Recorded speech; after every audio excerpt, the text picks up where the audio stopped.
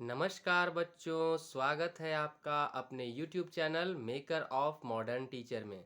जैसा कि आप सब जानते हैं कि हमारे झारखंड बोर्ड की 8वीं की परीक्षा बहुत ही जल्द घोषित की जाने वाली है और इस परीक्षा की तैयारी हेतु हमें अपना सारा विषय पर समग्रता से अध्ययन और एक कमांड हासिल करना है। तो इसी उद्देश्य को ध्यान में रखते हुए मैंने 8वीं कक्षा की हर एक विषय के पाठ्य वस्तु को सिलसिलेवार सिलेबस के अनुसार समझाना शुरू किया है। उस कड़ी में मैं आज सामाजिक एवं राजनीतिक जीवन के अध्याय 1 संविधान को आपको समझाऊंगा। देखिए, अध्याय 1 का नाम है संविधान। संविधान का अर्थ क्या होता है? संविधान का अर्थ हुआ समजोड़ विधान, मतलब कि सभी नियमों का समाकलन, यानी कि जिसमें सारी नियम एक जगह पर लिखी हो ऐसे पुस्तक, और उस पुस्तक में लिखे हुए नियम और कानून के आधार पर ही किसी भी देश की सरकार अपना व्यवस्था को, अपनी शासन प्रशासन की प्रणाली को चलाती है। जैसे कि मान लीजिए कि आपके घर में आपके माता या पिता कोई एक गार्जियन स्वरूप रहेंगे। जो घर का सबसे बुजुर्ग रहेगा वह गार्जियन रहेगा और घर के परिवार के सभी सदस्य उनकी बात को मानेंगे, उनके दिए हुए आदेश का पालन करेंगे। तो देखिए, जैसा कि आप सब स्क्रीन पर देख पा रहे हैं संविधान, और यह जो फोटो नजर आ रहा है आपके सामने, यह फोटो है डॉक्टर भीमराव अंबेडकर का। किनका? डॉक्टर भीमराव अंबेडकर, जिन्हें हम संविधान का जनक भी कहते हैं। देखिए, पहली बात बता दे रहा हूं कि संविधान के बारे में हम पिछली कक्षा 6 में पढ़ चुके हैं। आपने पिछली कक्षाओं में भारतीय संविधान के निर्माण के बारे में पढ़ा। आपने यह भी जाना कि हमारा संविधान दुनिया का सबसे बड़ा लिखित संविधान है और यह एक दो दिनों में नहीं, लगभग कई वर्षों के पश्चात बना है। कितने वर्ष, कितने दिन, कितने महीने? तो याद कर लीजिए, 2 वर्ष 11 महीने और 18 दिन। यहाँ पर लिखी हुई बातों को मैं पहले आपको पढ़ दे रहा हूँ और समझा दे रहा हूँ। संविधान विश्व का सबसे बड़ा लिखित संविधान है। यह कई वर्षों के संघर्षों, आंदोलनों और राष्ट्रीय चिंतन का परिणाम है। भारत के राष्ट्रवादी नेताओं ने स्वतंत्रता संघर्ष के दौरान ही भारत के राजनीतिक स्वरूप के बारे में काफी विचार किया था। औपनिवेशिक भारत में अंग्रेजों के बनाए कानून से हर नागरिक त्रस्त था, मतलब दुखी था।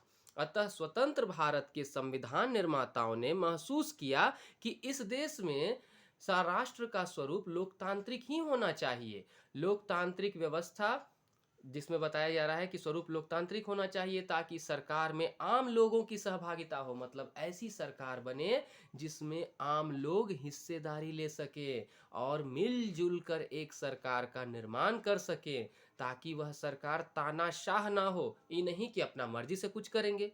हम ऐसी सरकार को कभी पसंद नहीं कर सकते जो जनता की भलाई को ध्यान में न रखे बल्कि अपनी मनमानी से कार्य करे।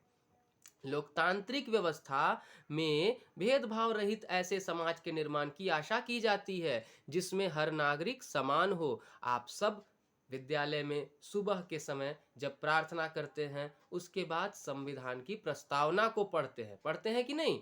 संविधान की प्रस्तावना को पढ़ने के बाद हमें पता चलता है कि यह संविधान क्यों और किस हालात में बनाए गए थे, क्या बनाने का मूल उद्देश्य था। और इस अध्याय में हम भारतीय संविधान के विभिन्न आयामों के बारे में जानकारी हासिल करेंगे, अर्थात हम जानेंगे कि यह संविधान कैसे और हमें कितना हद तक एक अधिकार प्रदान करते हैं, जीवन जीने के लिए कितना आवश्यक है इन्हें जानना। चलिए शुरू करते हैं। भारतीय संविधान के आयाम।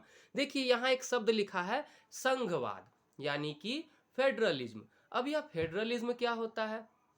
सबसे पहले मैं आपको बताना चाहूंगा। आप अब अपना देखिए ध्यान से, आप जिस गांव में रहते हैं वहां एक पंचायत होती है कि नहीं? गांव के पंचायत का मुखिया होता है, वह उसका हेड होता है। फिर आप जानते हैं, सुने होंगे कि उस पंचायत के ऊपर, जैसे कि आप लोग कभी सुने होंगे बीडीओ वगैरह को, मजिस्ट्रेट वगैरह को, जो ब्लॉक लेवल के अधिकारी होते हैं। फिर उसके ऊपर आपने सुना होगा कि ब्लॉक लेवल के अधिकारी के ऊपर कोई जिला यानी कि डीसी वगैरह लोग होते हैं। डीसी वगैरह के ऊपर हम ऊपर जाते हैं तो हम सुनते हैं कि एक मुख्यमंत्री होता है। मुख्यमंत्री के ऊपर जाते हैं तो हम सुनते हैं प्रधानमंत्री होता है। फिर हम सुनते हैं कि राष्ट्रपति होता है। इसे ही संघवाद कहते हैं, अर्थात जिसमें एक सरकार नहीं, कई परतों पर सरकार होती है, माने कि सरकार सीढ़ी दर सीढ़ी होती है, नीचे से ऊपर तक। इसे एक से ज्यादा स्तर की सरकार कहते हैं। हमारे देश में संघीय शासन व्यवस्था को अपनाया गया है। संघवाद से तात्पर्य है कि देश में एक से ज्यादा स्तर की सरकारें कार्य करती हैं। हमारे देश में केंद्र, राज्य एवं स्थानीय स्तर पर सरकारें हैं। पिछली कक्षाओं में आपने राज्य सरकार और स्थानीय स्तर की सरकार के बारे में अध्ययन किया है। भारत में सभी स्तरों की सरकारों को विभिन्न मुद्दों पर फैसले लेने का स्वायत्त अधिकार है, मतलब कि अपने मन से वो, अपने अधिकार से वो फैसले ले सकते हैं। लेकिन कानून बनाने का अधिकार सिर्फ दो सरकार के पास है, या तो केंद्र सरकार जिसमें प्रधानमंत्री और राष्ट्रपति आते हैं, या फिर राज्य सरकार जिसमें कि मुख्यमंत्री वगैरह लोग आते हैं। ये जिन मुद्दों पर कानून बना सकती हैं उनके लिए संविधान में 3 सूची बनाई गई है, यानी संघ सूची, राज्य सूची और समवर्ती सूची। संघ सूची में जो विषय है कि सुरक्षा है, यानी कि माने कि देश का सुरक्षा कैसे रखा जाए, माने कि आर्मी हो गया, पुलिस हो गया, आर्मी हो गया, जितने भी खुफिया विभाग हो गए इनके बारे में।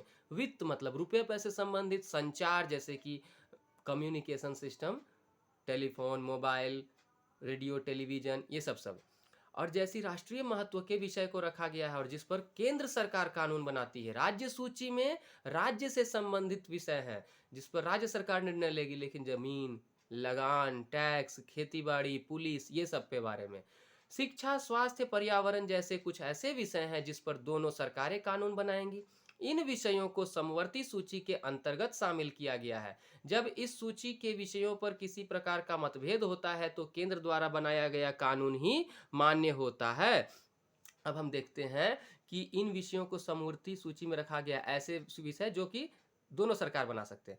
लेकिन कभी कभी किसी राज्य के द्वारा बनाए गए कानून में अगर राष्ट्रपति का हस्ताक्षर हुआ तो वह कानून उस राज्य में मान्य होगा। अर्थात कभी कभी आपने सुना होगा राष्ट्रपति का शासन लग जाता है, मतलब कि अगर टकराव हो जाए केंद्र सरकार और राज्य सरकार में तो अधिक ताकत राज्य सरकार के पास है। भारत के सभी लोगों को इन कानूनों और नीतियों का पालन करना होता है। देखिए, अब बात आती है संसदीय शासन पद्धति। इसका मतलब क्या होता है? आप जानते हैं राष्ट्रपति और प्रधानमंत्री क्या ये बपौती ही नहीं है, किसी का बाप का नहीं रखा हुआ है कि कोई सीट पर जो बैठा है उसका बेटा जो होगा वो राष्ट्रपति बन जाएगा, प्रधानमंत्री बन जाएगा। हमारे देश में संसदीय शासन पद्धति है, मतलब कि चुनाव की व्यवस्था की जाती है। हमारे देश में संसदीय शासन व्यवस्था है। संसदीय शासन प्रणाली वह व्यवस्था है जिसमें व्यवस्थापिका तथा कार्यपालिका के बीच घनिष्ठ संबंध एवं सामंजस्यपूर्ण संबंध होता है। इस शब्द को समझिए, व्यवस्थापिका। जितने भी नेता मंत्री लोग आ गए ना, ये लोग व्यवस्थापिका के तहत आ गए। और कार्यपालिका जो हो गई, इस कार्यपालिका में नेता मंत्री भी आते हैं और साथ ही साथ आपको आईएएस आईपीएस अफसर लोग भी आते हैं, और इन दोनों के बीच में संबंध बना रहे, यही है संसदीय शासन पद्धति। कार्यपालिका की शक्ति एक व्यक्ति के हाथ में नहीं होती है, बल्कि एक कैबिनेट मंत्रिमंडल के हाथ में होती है। आप देखे होंगे मुख्यमंत्री बैठेंगे तो अकेले कोई निर्णय ले लेंगे, उनके पास कितना बड़ा टीम बैठता है। कार्यपालिका को शक्ति विधायिका से ही प्राप्त होती है तथा वह विधायिका के प्रति उत्तरदायी होती है, यानी विधायिका के बनाए हुए नियमों का ही पालन करती है कार्यपालिका। केंद्र स्तर पर कार्यपालिका का जो अध्यक्ष होगा वह कौन होगा? राष्ट्रपति। लेकिन वास्तविक शक्ति मंत्री परिषद के हाथ में होती है। मंत्री परिषद का अध्यक्ष प्रधानमंत्री होता है। लोकसभा में बहुमत प्राप्त दल के नेता को प्रधानमंत्री कहते हैं। देखो, चुनाव होता है, अभी 2024 में चुनाव होगा। वर्तमान में हमारे प्रधानमंत्री कौन है बाबू? हमारे प्रधानमंत्री हैं श्री नरेंद्र दामोदर दास मोदी, और हमारे राष्ट्रपति हैं श्री रामनाथ कोविंद। याद रखिए इन बातों को। देखिए, प्रधानमंत्री लोकसभा या राज्यसभा का सदस्य हो सकता है। प्रधानमंत्री बनने के लिए मंत्री परिषद लोकसभा के प्रति उत्तरदायी होता है। अब आगे देखते हैं। देखिए, वोट डालने के लिए कतार में लगे हुए हैं ना लोग, ऐसे ये वोटर बूथ कहलाता है। देखिए, स्वतंत्र एवं निष्पक्ष न्यायपालिका, हम सब क्या जानते हैं बाबू, कि कोई भी चीज की वजह से, बात की वजह से अगर कोई विवाद होता है तो उसका निपटारा कौन करेगा हमारे देश में? न्यायपालिका। अभी मत सोचना कि राज्य का न्यायपालिका अलग होता है, केंद्र का न्यायपालिका अलग होता है, ऐसा नहीं होता है। जैसे सरकार 3 चरण में हुआ ना, कि राज्य सरकार हुआ, केंद्र सरकार उससे ऊपर है, राज्य सरकार के नीचे पंचायत सब है, ऐसा नहीं होता है। हमारे देश में न्यायपालिका की व्यवस्था ऐसे की गई है कि सबसे जो है ना, ग्राम स्तर पे तो पंचायत फैसला लेता है, लेकिन पंचायत के ऊपर चले जाते हैं, हर जिला में एक कचहरी होता है जिसे सिविल कोर्ट कहते हैं या जिला सत्र न्यायालय। जब जिला के ऊपर जाते हैं तो हर राज्य में, जैसे झारखंड का हाई कोर्ट है, कहाँ है? डोरंडा में अभी। तो हर राज्य का एक हाई कोर्ट होता है जिसे उच्च न्यायालय कहते हैं। और जब उच्च न्यायालय के ऊपर चले जाएं तो दिल्ली में सुप्रीम कोर्ट है जिसे हम सर्वोच्च या उच्चतम न्यायालय कह सकते हैं। देखिए, स्वतंत्र न्यायपालिका से आशय है कि किसके कार्य क्षेत्र में किसी बाहरी शक्ति या सरकार के अन्य अंगों का हस्तक्षेप नहीं होता है। इसी प्रकार इसकी निष्पक्षता का मतलब है कि न्यायपालिका किसी विशेष व्यक्ति या संस्था के लिए कार्य नहीं करेगी। मतलब न्यायपालिका स्वतंत्र रूप से सिर्फ और सिर्फ जनता के लिए कार्य करेगी। न्यायपालिका के पद पे बैठने वाला जज भी अपना मन से फैसला नहीं लेगा, वह उसी हिसाब से फैसला लेगा जो सबसे अधिक सही हो। आगे देखते हैं, भारत में न्यायपालिका की स्वतंत्रता के लिए संविधान में जो नियम प्रावधान दिए गए हैं कि उच्चतम न्यायालय और उच्च न्यायालय के न्यायाधीशों की नियुक्ति राष्ट्रपति करता है, लेकिन उन्हें पद मुक्त करने का अधिकार, मतलब कि रिटायरमेंट या पद से हटाने का अधिकार राष्ट्रपति को नहीं है। उच्चतम या उच्च न्यायालय के न्यायाधीश को केवल महाभियोग की प्रक्रिया के द्वारा हटाया जा सकता है। तो बताइए, उच्च या उच्चतम न्यायालय के न्यायाधीश को यानी जज को हटाना होगा तो कौन सी प्रक्रिया लगाई जाएगी? महाभियोग की प्रक्रिया। अब देखिए, यहां पर बगल में एक फोटो दिया हुआ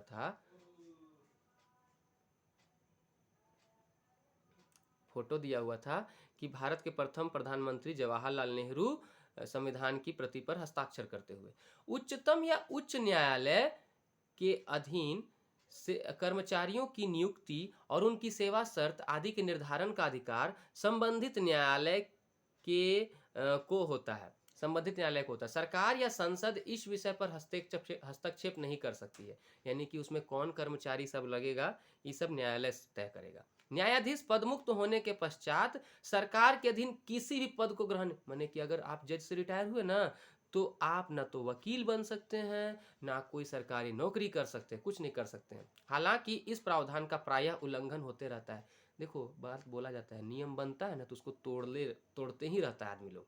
जैसे कि हेलमेट पहनना है तो हेलमेट नहीं पहनेंगे, है ना, इस तरह से।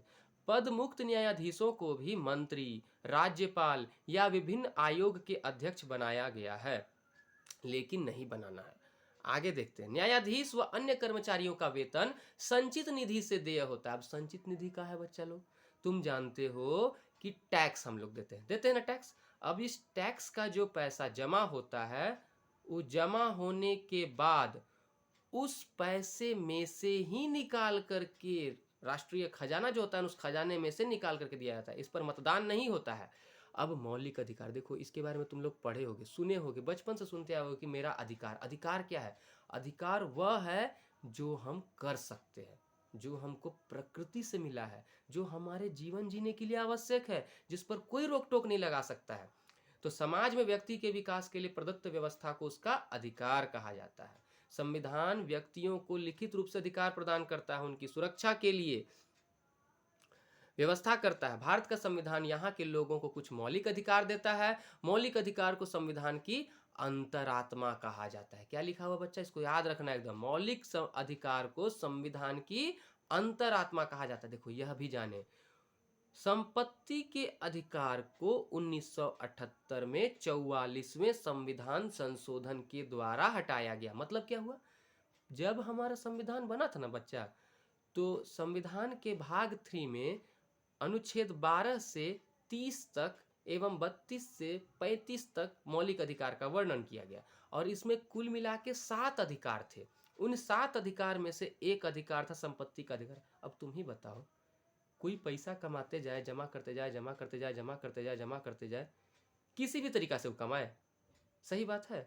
मान लो गलत तरीका से कमाया, लूट करके जमा करते गया, और अगर वो बोले कि हम 1 रुपया खर्चा नहीं करेंगे देश की सेवा में, समाज की सेवा में, क्या तुमको सच में सही लगता है इससे अमीर आदमी अमीर बनेगा, गरीब आदमी गरीब बनेगा? सही है कि गलत है? गलत है। तो आप अपने मन से सोचो। इसी को ध्यान में रखते हुए संपत्ति के अधिकार को संविधान में मौलिक अधिकार से हटा करके कानूनी अधिकार पर रख दिया गया। यही चीज बताता है यहाँ पर। देखिए, मौलिक अधिकार व्यक्ति के विकास में सहायक होते हैं। ये देश के सभी नागरिकों को सरकार की मनमानी और निरंकुशता से बचाते हैं। प्रारंभ में संविधान में 7 मौलिक अधिकार थे, बाद में संपत्ति के अधिकार को हटा दिया गया और वर्तमान में 6 मौलिक अधिकार हैं। अगर किसी व्यक्ति को लगता है कि उसके अधिकारों का हनन हुआ है, यानी उसका अधिकार कोई छीन रहा है, तो वह इससे बचने के लिए न्यायालय की शरण में जा सकता, बोल देगा कि सरकार देखिए हमारे साथ अन्याय हो रहा है, हाई कोर्ट या सुप्रीम कोर्ट जो भी रहेगा उसके लिए एक्शन लेगा। भारत संविधान द्वारा नागरिकों को प्रदत्त प्रमुख मौलिक अधिकार कौन कौन से अधिकार है बच्चा? पहला है समानता का अधिकार, यानी कि कानून की नजर में सभी लोग समान हैं। इसका मतलब है कि सभी लोगों को देश का कानून एक समान सुरक्षा प्रदान करेगा। ठीक है, एक समान सुरक्षा प्रदान करेगा। आगे क्या है कि इस अधिकार में कहा गया है कि धर्म, जाति या लिंग के आधार पर किसी भी नागरिक के साथ भेदभाव नहीं किया जा सकता। किसी व्यक्ति को खेल के मैदान, होटल, दुकान इत्यादि सार्वजनिक स्थानों पर जाने से नहीं रोका जा सकता। राज्य देश के हर नागरिकों को सरकारी नौकरी के लिए समान अवसर प्रदान करेगा। दूसरा क्या है? स्वतंत्रता का अधिकार। इसमें क्या कहा गया? इसके अंतर्गत देश के नागरिकों को अभिव्यक्ति, भाषण, शांतिपूर्ण सभा करने एवं संगठन बनाने का अधिकार है। देश के किसी भी भाग में आने जाने, रहने, कोई भी व्यवसाय या कारोबार करने का अधिकार प्रदान है। प्रेस, मीडिया, झंडोत्तोलन जैसे अधिकार भी इसके अंतर्गत है। तीसरा क्या है? शोषण के विरुद्ध अधिकार। अगर मान लीजिए कि कोई आदमी जबरदस्ती आपको काम करने के लिए कहता है, तो आप बोल दीजिए हम चल जाएंगे जेल, कि जेल में डलवा देंगे आपको। 14 वर्ष से कम उम्र के बच्चों को खतरनाक काम धंधों में लगाना और मजदूरी कराना अपराध है। ऐसे माँ बाप अगर करवाते हैं कोई काम, तो उसके लिए मत सोचिए कि उनको अब पुलिस में आप कंप्लेन करने जाइएगा। धार्मिक स्वतंत्रता का अधिकार। सभी धार्मिक नागरिकों को पूरी धार्मिक स्वतंत्रता दी गई है। मतलब कि आप अपना मर्जी से अपने धर्म का पालन, उसका प्रचार प्रसार करिए। सांस्कृतिक और शैक्षणिक अधिकार, यानी कि संविधान में भारत की सांस्कृतिक विविधता को बनाए रखने की आवश्यकता पर बल दिया गया है। यानी कि किसी का धर्म और भाषा को लेकर के आप ना उसको दबाने का कोशिश नहीं कर सकते हैं। वो अपना धार्मिक और संस्कृति का रक्षा कर सकता है। देखते हो ना, पंजाबी लोग क्या करता है, अपने सर पे पगड़ी रखता है, बाल रखता है, वो हेलमेट नहीं पहन के चलेगा तो उसको पुलिस नहीं पकड़ेगा। ये हो गया संस्कृति का अधिकार। मुस्लिम दाढ़ी रखते हैं। हिंदू लोग को देखते हो, हिंदू लोग अपने टीका लगाते हैं, चोटी रखते हैं। ये जितने भी धार्मिक अधिकार प्रदान किए गए हैं समुदाय को, वो सब सांस्कृतिक और शैक्षणिक अधिकार है। इस पर कोई रोक टोक नहीं है। संवैधानिक उपचार का अधिकार। देखिए, यदि किसी नागरिक को लगता है, देखो इसको ग्रीन कलर में काहे लिखा है, बहुत इंपॉर्टेंट है, कि राज्य उस द्वारा उसके मौलिक अधिकार का उल्लंघन हुआ है, तो वह इस अधिकार का सहारा लेकर अदालत में जा सकता है। निम्नलिखित परिस्थितियों में वह जा सकता है, जैसे कि मान लो यदि 12 साल का एक बच्चा ताला बनाने के कारखाने मजदूरी करता है, यदि किसी जन समूह को झारखंड में तेलुगु माध्यम का स्कूल खोलने की अनुमति नहीं दी जाती है, मान लो कोई तेलुगु ग्रुप वाला है, वो बोलेगा कि हम यहाँ पर एगो तेलुगु स्कूल खोलेंगे, और झारखंडी लोग बोला कि नहीं खोलने देंगे, तो इस पर आंदोलन हो जाएगा। यदि किसी संस्था में कार्यरत किसी अधिकारी को इसलिए पदोन्नति नहीं दी जाती है क्योंकि वह महिला है, अगर कोई महिला कहीं काम करती है और वहाँ का लोग बोलता है कि नहीं आपको प्रोन्नति नहीं मिलेगा, तो भी यदि किसी राज्य का कोई नेता दूसरे राज्य के लोगों को अपने राज्य में काम करने से रोकता है कि तुम यहाँ काम नहीं करोगे, तुम बाहरी हो, मान लो झारखंड का आदमी बंगाल में गया, बिहार में गया, उड़ीसा में गया, और वहाँ के लोग को मना किए इसको, तो सीधे हम कर सकते हैं केस। तो ये सब आपको देखो, इसको पढ़ना सिर्फ परीक्षा पास करने के लिए ही नहीं, आपको अपना अधिकार जानने के लिए भी जरूरी है। मौलिक कर्तव्य। जिस प्रकार से सरकार ने आपको कुछ अधिकार प्रदान किए हैं, तो उनका कहना है कि आपका भी तो कुछ फर्ज बनता है कि नहीं? देश की भलाई के लिए आपको कुछ काम करना चाहिए। जैसे क्या है? मौलिक कर्तव्य। हमारा संविधान देश के नागरिकों से कुछ कर्तव्यों के पालन की भी उम्मीद करता है। जो देश की एकता और अखंडता को अक्षुण्ण बनाने रखने में आवश्यक है। संविधान में वर्णित मौलिक कर्तव्य कौन कौन है, ध्यान लो। देखो, संविधान का पालन और उसके आदर्शों, संस्थाओं, राष्ट्रध्वज और राष्ट्रगान का आदर करना चाहिए। स्वतंत्रता के लिए हमारे राष्ट्रीय आंदोलनों को प्रेरित करने वाले उच्च आदर्शों को अपनाना चाहिए। भारत की संप्रभुता, एकता और अखंडता को अक्षुण्ण रखना चाहिए। देश की रक्षा और आह्वान किए जाने पर राष्ट्र की सेवा करनी चाहिए। भारत के सभी लोगों में समरसता, समान भ्रातृत्व की भावना का निर्माण तथा महिलाओं के सम्मान को ठेस पहुंचाने वाली प्रथाओं का त्याग करना चाहिए। सामाजिक संस्कृति की गौरवशाली परंपरा के महत्व को समझना और उसका परिरक्षण करना चाहिए। प्राकृतिक पर्यावरण जिसके अंतर्गत वन, झील, नदी और वन्य जीव हैं की रक्षा और उनका संवर्धन यानी कि उनको बढ़ाना चाहिए। वैज्ञानिक दृष्टिकोण, मानववाद और ज्ञानार्जन तथा सुधार की भावना का विकास करना चाहिए। सार्वजनिक संपत्ति को सुरक्षित रखना चाहिए, मतलब कि स्कूल, हॉस्पिटल, बैंक, बिल्डिंग, ये सब जो है ना, सबको दूषित और नष्ट नहीं करना चाहिए। आगे क्या है, व्यक्तिगत और सामूहिक गतिविधियों के क्षेत्रों में उत्कर्ष की ओर बढ़ने का सतत प्रयास करना चाहिए, जिससे राष्ट्र निरंतर विकास और उपलब्धि की नई ऊंचाइयों की ओर बढ़ सके। और अगला है अंतिम, माता पिता या संरक्षक को 6 से 14 वर्ष तक के बालकों को, बच्चों को, लड़कों को, लड़कियों को, प्रतिपाद्य को शिक्षा के अवसर प्रदान करना चाहिए। कोई भी माँ बाप अगर 6 से 14 साल के बच्चों को स्कूल नहीं भेजते हैं तो ये देखो कब से बना है, शिक्षा का अधिकार नहीं देते हैं तो उन पर केस हो सकता है। इसीलिए सरकार ने सरकारी स्कूल खोले हैं, ताकि अगर आपके पास पैसे की कमी है तो आप यहाँ पढ़वाइए। शिक्षा का अधिकार एक मौलिक अधिकार। तुमने एक प्रचार देखा होगा टीवी में, जिसमें एक पेंसिल आता है, जिसमें आगे एक लड़की, पीछे एक लड़का बैठा हुआ रहता है। सब पढ़ें, सब बढ़ें, स्कूल चले हम, सर्व शिक्षा अभियान इसी के तहत है। संविधान के 86वें संशोधन अधिनियम 2002 के द्वारा अनुच्छेद 21 क को अंतः स्थापित करके एक नया मूल अधिकार बनाया गया है। इसके द्वारा राज्य को यह कर्तव्य सौंपा गया है कि वह 6 से 14 वर्ष की आयु के सभी बच्चों को निःशुल्क और अनिवार्य शिक्षा प्रदान करेगा। इस अधिकार की अनुपूर्ति के लिए राज्य समुचित कानून बनाएगा। शिक्षा अधिकार विधेयक को संसद ने 4 अगस्त 2009 को मंजूरी प्रदान की एवं 1 अप्रैल 2010 से शिक्षा का अधिकार कानून लागू हो गया।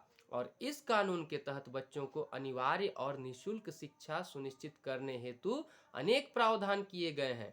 इसमें शिक्षकों की नियुक्ति एवं प्रशिक्षण, निजी स्कूलों में बच्चों के प्रवेश देने संबंधी आरक्षण, और स्कूलों में मिड डे मील, जिसके तहत आप लोग अब स्कूल जा रहे होंगे तो दोपहर का भोजन मिल रहा है ना, समेत अनेक आवश्यक सुविधाओं के लिए विशेष हेतु आवश्यक कदम उठाए गए हैं। अब देखिए, यह भी जाने में यहाँ क्या लिखा है, संविधान के पुनरीक्षण के लिए गठित स्वर्ण सिंह समिति की रिपोर्ट के आधार पर 1976 में 42वें संशोधन अधिनियम द्वारा भाग 4 क को जोड़कर मूल कर्तव्यों को शामिल किया गया है। वर्तमान में इसकी संख्या 11 है। कितने हैं मूल कर्तव्य, याद रखिएगा, मौलिक कर्तव्य कितने हैं, 11 हैं। कब जोड़े गए, 1976 में। कौन से संविधान संशोधन में, 42वें। कौन सी समिति के रिपोर्ट पर, स्वर्ण सिंह समिति। यहां से देखिए कितने सारे क्वेश्चन बन रहे हैं। अब है धर्मनिरपेक्षता, एक शब्द है, मैं हमेशा बात करता हूं इस बारे में। भारत का अपना कोई भी धर्म नहीं है, क्योंकि भारत धर्मनिरपेक्ष देश है। धर्मनिरपेक्षता का अर्थ है धर्म के प्रति निरपेक्ष भाव का होना। भारतीय संविधान सभी को अपने धार्मिक विश्वासों और तौर तरीकों को अपनाने की पूरी छूट देता है। सबके लिए समान धार्मिक स्वतंत्रता के विचार को ध्यान में रखते हुए इस देश में धर्म और राज्य की शक्ति को एक दूसरे से अलग रखने की रणनीति अपनाई है। धर्म को राज्य से अलग रखने की इसी अवधारणा को धर्मनिरपेक्षता कहते हैं। भारत का संविधान भारत को एक धर्मनिरपेक्ष राष्ट्र घोषित करता है। भारतीय राज्य की बागडोर न तो किसी धार्मिक समूह के हाथों में है और न ही राज्य किसी एक धर्म का समर्थन देता है। भारत में विद्यालय, कचहरी, थाने और दफ्तर जैसे सरकारी संस्थानों में संविधान में जो प्रावधान किए गए हैं उसका निष्कर्ष यह है कि कोई एक धार्मिक समुदाय किसी धार्मिक समुदाय को दबा नहीं सकता। एक ही धर्म के लोग उसी धर्म के किसी अन्य व्यक्ति को दबा नहीं सकते। राज्य किसी नागरिक पर न तो कोई खास धर्म थोप सकता है और न ही लोगों की धार्मिक स्वतंत्रता छीन सकता है। अब सोचो, यहाँ एक सवाल है, सरकारी स्कूलों को किसी एक धर्म को बढ़ावा क्यों नहीं देना चाहिए, बच्चों बताओ तो।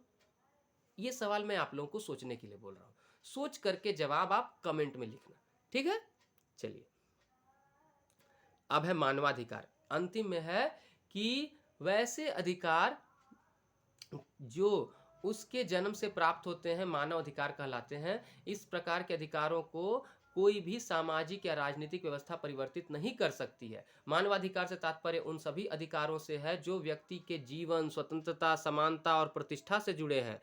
इसमें संविधान में वर्णित मूल अधिकारों के अलावा अंतर्राष्ट्रीय समझौते के फलस्वरूप संयुक्त राष्ट्र महासभा के द्वारा स्वीकार किए गए अधिकार भी शामिल हैं। इन अधिकारों में प्रदूषण मुक्त वातावरण में जीने का अधिकार, अभिरक्षा में यातनापूर्ण और अपमानजनक व्यवहार न होने संबंधी अधिकार तथा महिलाओं के साथ सम्मानजनक व्यवहार का अधिकार सम्मिलित है। मानवाधिकार दिवस हर साल कब मनाया जाता है? 10 दिसंबर को। देखना, याद रखना, ये सवाल भी पूछा जा सकता है कि मानवाधिकार दिवस कब मनाया जाता है? 10 दिसंबर को। 1948 में पहली बार संयुक्त राष्ट्र महासभा द्वारा 10 दिसंबर को हर साल इसे मनाए जाने की घोषणा की गई। मानवाधिकार दिवस मनाने का मुख्य लक्ष्य या उद्देश्य मानव जीवन से गरीबी का उन्मूलन, जीवन स्तर को ऊंचा उठाने में मदद करना। मानवाधिकार दिवस मनुष्य के वास्तविक अधिकार प्राप्त करने की याद में दुनिया भर में लोगों द्वारा मनाया जाता है। भारत में मानवाधिकारों की रक्षा के लिए कई उपाय किए गए हैं। संसद और कार्यपालिका को क्रमशः देश में कानून का निर्माण और कार्यान्वयन का कार्य सौंपा गया है, जबकि कार्यपालिका न्यायपालिका इसके निष्पादन को सुरक्षित करती है। न्यायपालिका इसके निष्पादन को सुरक्षित करती है। इसके अलावा सरकारी एजेंसियां, गैर सरकारी संगठन, स्थानीय सामुदायिक समूह, अंतर्राष्ट्रीय सहयोग एजेंसियां, एमनेस्टी इंटरनेशनल मानवाधिकारियों के संरक्षण के लिए कार्य करती है। भारत सरकार के द्वारा मानव अधिकार अधिनियम के तहत 1993 में राष्ट्रीय मानवाधिकार आयोग का गठन किया गया। कब किया गया राष्ट्रीय मानवाधिकार आयोग का गठन? 1993 में, जिसे दीवानी अदालतों की सारी शक्तियां विशेष रूप से क्या बोला गया है? विशेष रूप से गवाहों को बुलाने तथा गवाही प्राप्त करने की शक्ति प्राप्त है। राज्य मानवाधिकारों के उल्लंघन को रोकने के लिए राज्य मानवाधिकार आयोग है। मानवाधिकार आयोग निम्नलिखित कार्य करता है। क्या क्या कार्य करता है? मानवाधिकार के उल्लंघन की शिकायतों की जांच करता है। जेल में कैदियों के निवास की परिस्थितियों की जांच के लिए वह किसी भी जेल का निरीक्षण कर सकता है। मानवाधिकार के उपयोग में बाधक आतंकवादी कार्यों की समीक्षा करता है और मानवाधिकारों के क्षेत्र में अनुसंधान को प्रोत्साहित करता है। मानवाधिकार के क्षेत्र में कार्यरत गैर सरकारी संगठन को प्रोत्साहन देता है। देखो, मैंने यह चैप्टर आप लोगों को पढ़ाया। अब मैं आप लोगों को बोलता हूँ, इसके सारे सवालों को एक बार आप बनाने का प्रयास करना, और जहां नहीं समझ में आए इस वीडियो को 2 से 3 बार रिवाइंड करके देखना, और अगर ना बन पाए जो सवाल, वो मुझे आप कमेंट में मैसेज करके जरूर बताना। चैनल से जुड़ने के लिए बहुत बहुत धन्यवाद। जितना हो सके चैनल को सब्सक्राइब करें और शेयर करें। Thank you, your most welcome.